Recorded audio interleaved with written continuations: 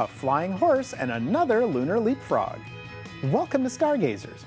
I'm James Albury, director of the Kika Silva Pla Planetarium in Gainesville, Florida. And I'm Dean Regas, astronomer for the Cincinnati Observatory. We're here to help you find your way around the sky. If you're a fan of horses and peculiar star names, have we got a show for you. Plus, we have another lunar leapfrog between the Moon, Jupiter, and Saturn next week. What are we talking about? Let's show you. Okay, we have our skies set up for an hour after sunset facing east. Pegasus, the winged horse, is easy to find.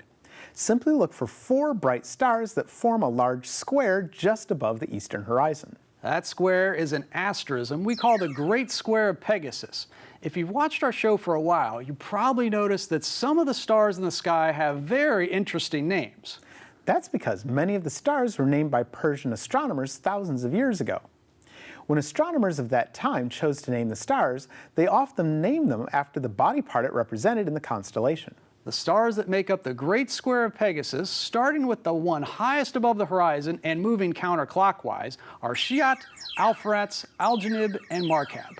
Sept, whose name in Arabic means the leg, is a red giant star 196 light years from Earth, and it's approximately 1,500 times as bright as our Sun. Alpheratz, which means navel of the horse, is 97 light years away from us and is also the brightest star in the neighboring constellation Andromeda. The next star is Algenib. It's 390 light years away, and its name means the flank. The last of the 4 stars in the triangle is Markab. Its name means the saddle of the horse, and it's a white subgiant star. It's exhausted the hydrogen in its core and expanded to almost 5 times the diameter of our almost 1 million mile wide sun. The stars that branch out from Sept moving upward form the legs of Pegasus. The star directly above Sept is a binary star system named Matar.